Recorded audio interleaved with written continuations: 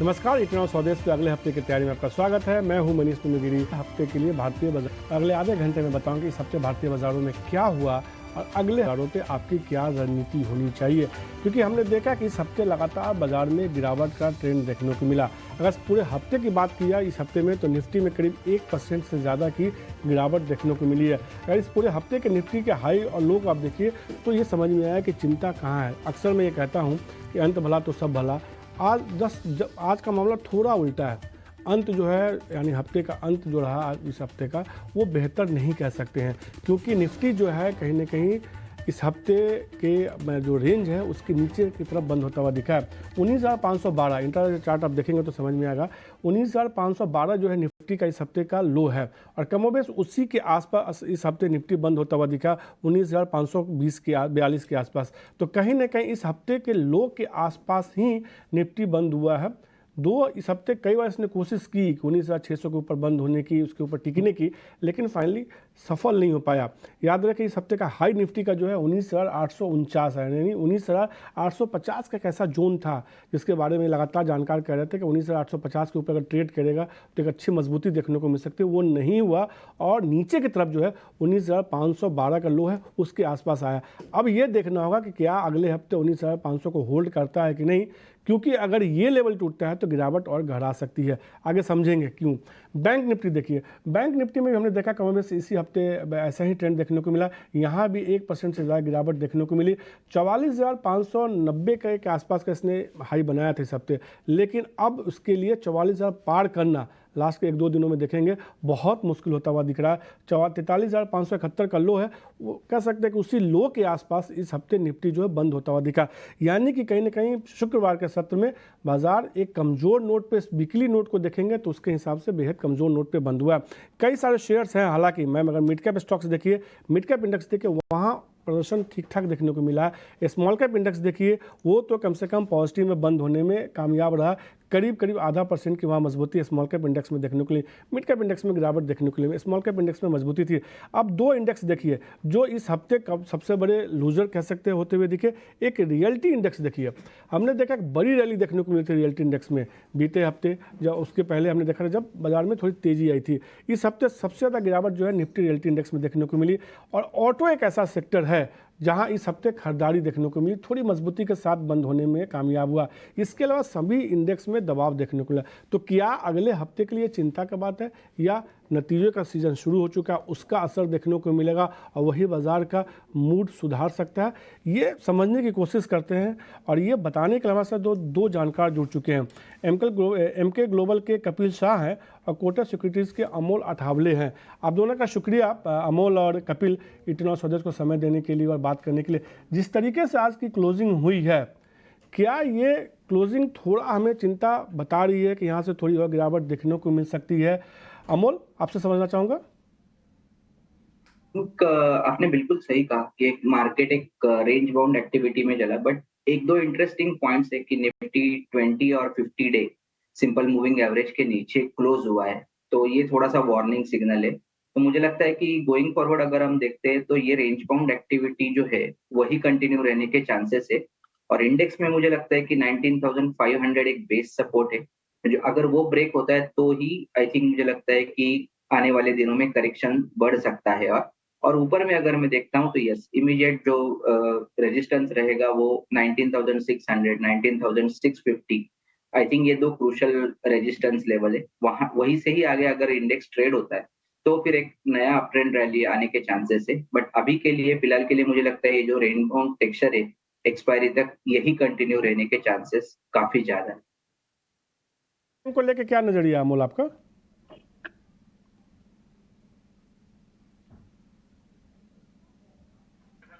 Amol, Nifty bank को लेकर क्या नजरिया है?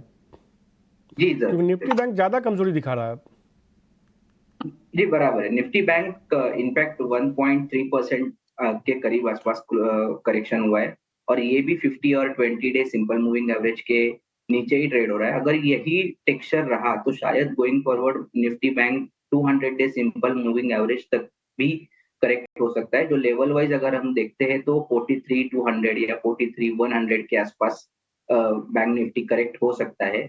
एक शॉर्ट टर्म में अगर मैं देखता हूँ तो ओवरसोल्ड टेरिटरी में है, बट बाउंस बैक आने के लिए, टेक्निकल बाउंस बैक आने के लिए बैंक निफ्टी में आई थिंक वेट करना पड़ेगा। 44,000 अगर क्रॉस करेगा तो ही बैंक निफ्टी में बाउंस बैक आने के चांसेस यहाँ से दिख रहे हैं। अदरवाइज ये वीक जो टेक्सचर है वही कंटिन्यू रहने के चांसेस काफी ज्यादा है। अमोल ये मानते हुए कि यहाँ से हो सकता है कि थोड़ा सा और रेंज बाउंड का ट्रेड हो, थोड़ा बाजार यहाँ से और कमज़ोर होता हुआ दिख सकता है। कपिल, हमने एक ट्रेंड देखा इस हफ्ते, कम से कम कह सकते हैं कि तमाम नेगेटिव चीज़ों में अगर कुछ मैं पॉजिटिव खोजना चाहूँ तो कुछ सेक्टर्स को अगर हटा दे, खासतौर पर ऑटो को हटा दे तो सारे सेक्टर्स लाल निशान में बंद हुए। लेकिन मिड कैप में और स्मॉल कैप में, खासतौर पे स्मॉल कैप एक ऐसा इंडेक्स था जो हरे निशान में बंद होने में कामयाब हुआ। और इस हफ्ते हमने कई सारे छोटे मझोले शेयरों में एक अच्छी रैली देखी है। कुछ शेयरों की पिटाई भी बहुत हुई, इस पर चर्चा करेंगे। ये संकेत दे रहा है कि हमें कुछ समय के लिए इंडेक्स को छोड़ के छोटे मझोले शेयरों पर दाव लगाना चाहिए, या ये बता रहा है कि आपको एक बार के लिए प्रॉफिट बुकिंग करनी चाहिए? Manish, first of all good evening to everyone. ये ऑब्जर्वेशन काफी सही रहा हुआ है कि इस हफ्ते में मार्केट ने जहां पे 1% की नेगेटिविटी दिखाई हुई है, वहां पे हम पूरा जो एक पिछला मार्केट का हिस्सा देखते हैं। आपके निफ्टी माइक्रो कैप 250 का जो नया इंडेक्स बना हुआ है वो 1% से बढ़ा हुआ है। निफ्टी स्मॉल कैप 100 का जो हम यूनिवर्स देखते हैं वो 0.4 से 0.5% बढ़ा हुआ है। निफ्टी अल्फा 50 का जो हम छोटा सा शेयर का पोर्शन देखते हैं तो वो 1.2% से बढ़ा हुआ है। तो एक काफी आउट परफॉर्मेंस तो यहाँ पे बना हुआ है। मार्केट का रेंज, मार्केट एक काफी कंसोलिडेशन रेंज में है। मार्केट 19,500 के सपोर्ट लेवल से चल रहा है, लेकिन छोटे मझोले शेयर्स में थोड़ा बहुत ट्रैक्शन है। वहां पे पहले भी काफी टाइम से ऐसा लग रहा था कि कुछ वैल्यू माइग्रेशन हो रहा है लार्ज कैप की ओर में, लेकिन वो कुछ एक टेम्पररी फेज था और मोमेंटम यहाँ पे कंटिन्यू बन रही है। तो ट्रेडिंग के लिहाज से, मैं इन्वेस्टमेंट के लिहाज से मैं कमेंट नहीं करूंगा, लेकिन ट्रेडिंग के लिहाज से कुछ लॉन्ग के साइड में हमें ट्रेड इनिशिएट करने होते हैं तो स्मॉल कैप का स्पेस अभी काफी अच्छा लग रहा है। अगर ट्रेडिंग के लिहाज से कुछ अगर शेयरों की बात की जाए तो उसमें खरीदारी के मौके बनते हैं। और कपिल से मैं जरूर जानूंगा कि कौन से ऐसे शेयर हैं जहां आपको जहां आपको ऐसे निवेश के सौदे बनाने चाहिए। लेकिन कुछ स्टॉक्स की बात करते हैं। सबसे पहले तो मैं उसी इंडेक्स की बात करना चाहता हूं अमोल, जिसमें हमने देखा कि इस हफ्ते तेजी देखने को मिली। ऑटो इंडेक्स में मजबूती थी, बजाज ऑटो ने कहीं ना कहीं मूड संभाला नतीजों के बाद, और एक अच्छी मजबूती करीब 7% से ज़्यादा की इस हफ्ते तेजी देखने को मिली है। बजाज ऑटो को लेकर करीब 8.5% की मजबूती। बजाज ऑटो को लेकर आपकी क्या राय बन रही है? यहाँ से और तेजी आपको अगले हफ्ते दिख रही है, या अगले हफ्ते जिसके पास है वो निकलने का मौका तलाश है? नहीं, आई थिंक अगर हम मीडियम टर्म टेक्सचर देखें तो डेफिनेटली पॉजिटिव है, हायर बॉटम फॉर्मेशन है। और शॉर्ट टर्म में देखें तो ब्रेकआउट टेक्सचर है। स्टॉक काफी ज्यादा चला हुआ है। इवन वीकली बेसिस पे भी अगर हम देखते हैं तो 8 to 9% रैली किया है स्टॉक ने। थोड़ा सा ओवर स्ट्रेच है, अब इवेंट भी हो चुका है उसमें। तो मुझे लगता है कि एक थोड़ा सा रेंज बाउंड एक्टिविटी आगे जाके स्टॉक कर सकता है। सो प्रॉफिट बुकिंग एडवाइजेबल होगा, या तो कोई अपॉर्चुनिटी देख रहा है so buying on intraday correction and sell on rallies, ये थोड़ा सा आइडियल स्ट्रेटेजी रहेगा मेरे ख्याल से। आई थिंक इमीडिएट में सपोर्ट है 54 और 53.75, ये दो अच्छे सपोर्ट्स है। जब तक स्टॉक उसके ऊपर है आई थिंक जो बुलिश टेक्सचर है वो कंटिन्यू रहने के चांसेस काफी ब्राइट। 5400 का एक स्टॉप लॉस है, जो सपोर्ट लेवल है, जहाँ से लगता है कि थोड़ी मजबूती देखने को और मिल सकती है। अगर आपके पास है तो होल्ड करके चलिए 5400 रुपये के स्टॉप लॉस के साथ। एक सेक्टर की मैं बात करूंगा कपिल आपके साथ, जिसमें देखा हमने कि वो अंडर परफॉर्म कर रहा था, वो है बैंकिंग सेक्टर। HDFC बैंक देख लीजिए, तमाम कोशिशों के बावजूद परफॉर्म नहीं कर पाए, नतीजे तो आए, लेकिन उसके बाद भी बहुत तेज़ी देखने को नहीं मिली, और इसकी वजह से ही ये लगातार यही हो रहा है कि बाजार नहीं चल रहा है। इसके अलावा दो बैंकिंग स्टॉक्स और देखिए छोटे mid cap, bank of India और IDBI बैंक, इन दोनों के शेयरों में देखिए कहीं ना कहीं सबसे दबाव देखने को मिला है। आपको बैंकिंग में कोई शेयर इस लेवल पे लगता है, खासतौर पे जिस मिड कैप स्मॉल कैप में, जिसमें कि खरीदारी के मौके बनते हैं और खरीदारी करनी चाहिए?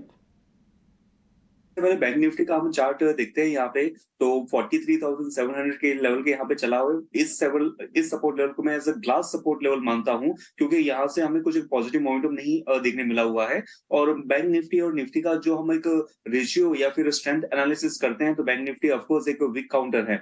और अभी हम बैंक निफ्टी के जो स्टॉक स्पेसिफिक बातें करते हैं तो ये वीकेंड जो है वो थोड़ा सा पावर पैक होने वाला है। आई थिंक ICICI बैंक के रिजल्ट, कोटक बैंक के रिजल्ट अभी डिक्लेयर होने वाले हैं, तो वहां से हमें थोड़ा सा ट्रैक्शन देखने मिल सकता है इसमें।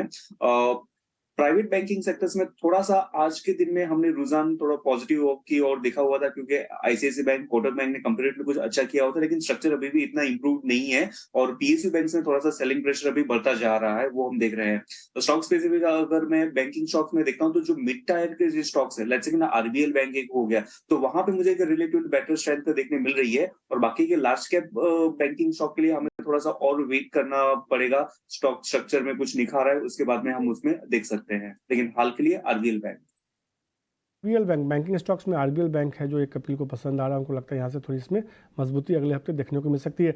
अमोल, अब एक इंडेक्स देखिए, रियल्टी इंडेक्स की मैं बात करूँगा, ये एक ऐसा हाई बीटा नेचर का है। हालांकि अब ये कह सकते हैं कि ये इंडेक्स अगर एक कदम नीचे आता है तो फिर 3 कदम आगे जाता है, और कहीं ना कहीं इस हफ्ते थोड़ा दबाव देखने को मिला, क्योंकि उसके पहले हमने एक बड़ी रैली देखी थी।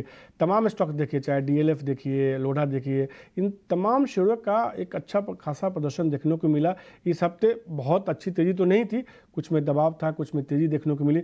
रियल्टी में चूंकि कई स्टॉक्स थोड़े से करेक्ट हुए हैं इस हफ्ते, कोई शेयर आपको पसंद आ रहा है अगले हफ्ते के लिए जिसमें खरीदारी करके चलनी चाहिए? आई थिंक अगर हम इंडेक्स की बात करते हैं रियलिटी में, तो ये करेक्शन ज्यादा लग रहा है, रिवर्सल नहीं लग रहा है अभी भी। अगर हम वीकली या डेली टेक्सचर देखते हैं तो अभी भी स्ट्रांग ही है। तो मैं फ्रंटलाइन स्टॉक्स के साथ ही बनना चाहूंगा, क्योंकि मार्केट टेक्सचर थोड़ा सा वोलाटाइल है। तो मुझे एक डीएलएफ में एक अच्छा खासा करेक्शन हो चुका है, ये वीक में भी देखें तो 3% तक का करेक्शन हो चुका है।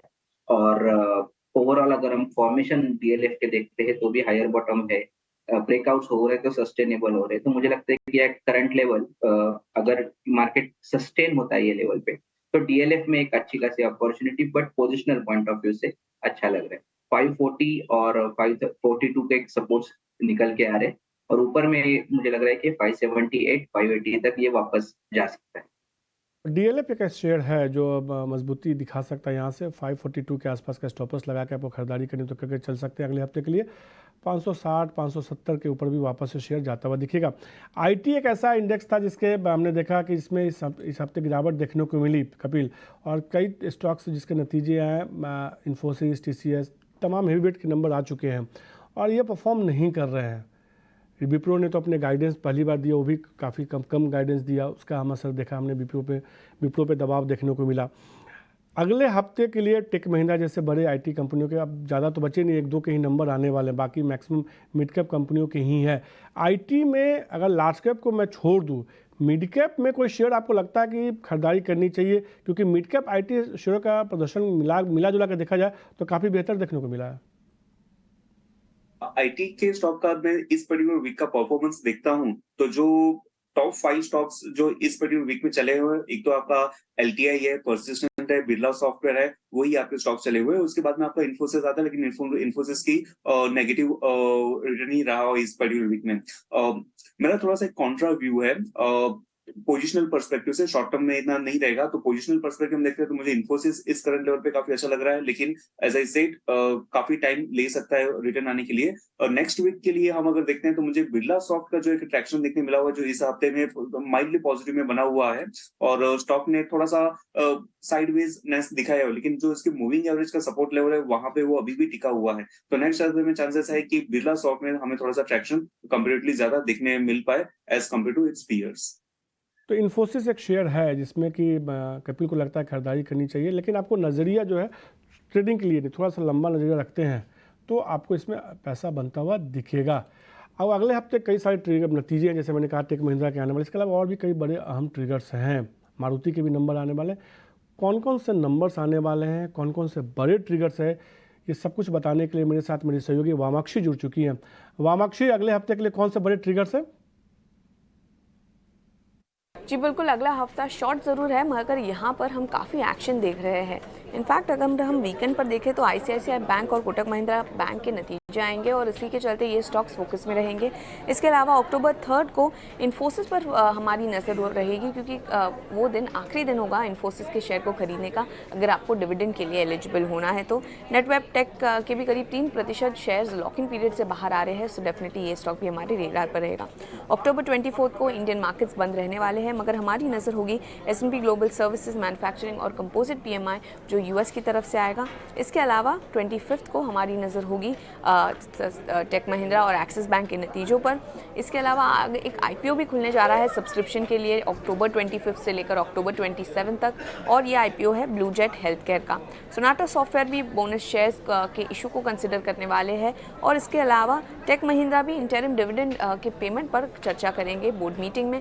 इसके अलावा साइसिल्स यात्रा ऑनलाइन के भी शेयर्स जो है वो खुलने वाले हैं लॉक इन पीरियड से, तो डेफिनेटली ये स्टॉक्स हमारे रेडार पर रहेंगे अक्टूबर 25 को। अक्टूबर 26 को US की तरफ से GDP data, core PCE price index, initial jobless claims expected है। ECB की तरफ से जो रेट डिसीजन आएगा ये भी एक इंपॉर्टेंट इकोनॉमिक फैक्टर है। रिजल्ट्स के लिहाज से एशियन पेंट्स पर आप ज़रूर नज़र बनाए रखिएगा।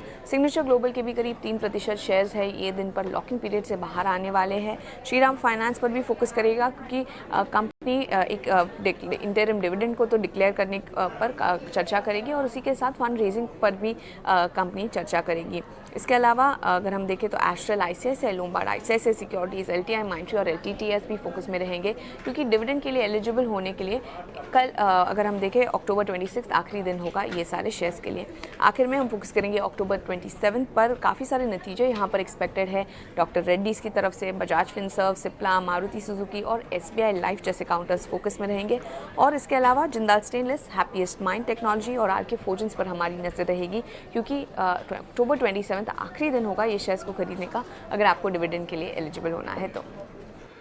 शुक्रिया बामाक्षी, ये तमाम बड़े ट्रिगर्स अगले हफ्ते के लिए बताने के लिए। और अगले हफ्ते कई सारे बड़े नतीजे हैं, उसका कहीं ना कहीं असर बाजार पे देखने को मिलेगा। लेकिन अगले हफ्ते और आगे के लिए कौन से निवेश के मौके हैं, बात करते हैं VIP स्टॉक्स की।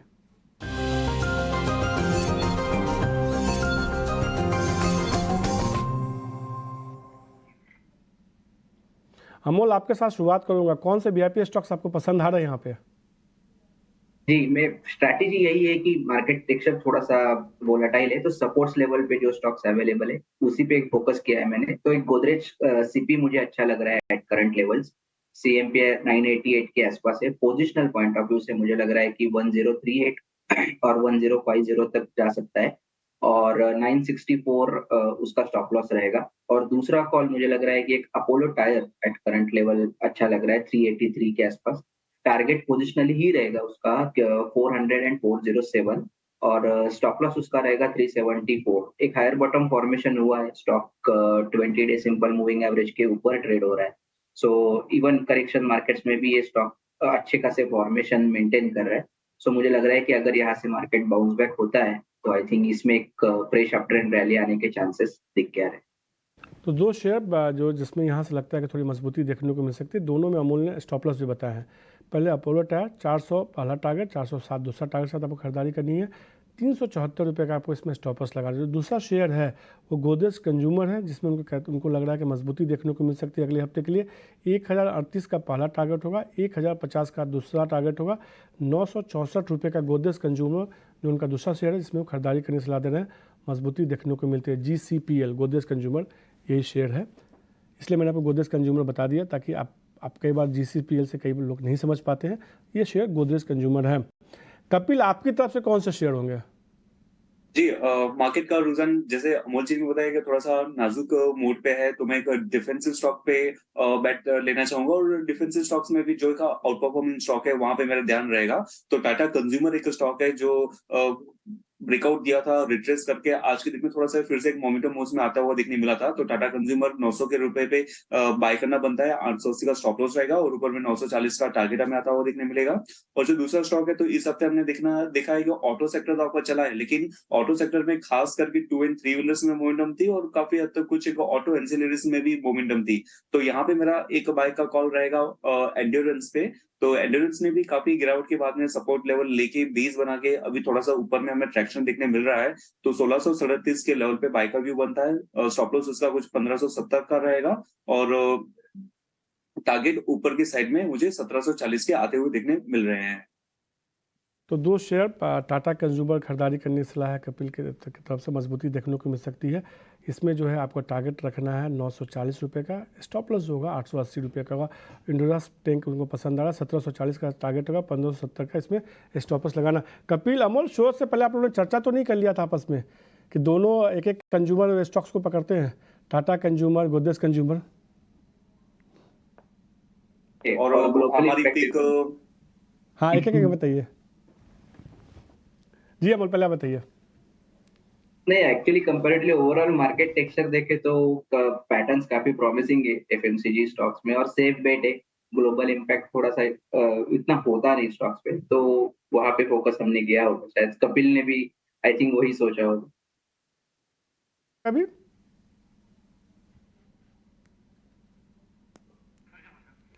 आपकी भी सोच कपिल यही थी टाटा कंज्यूमर चुनने की?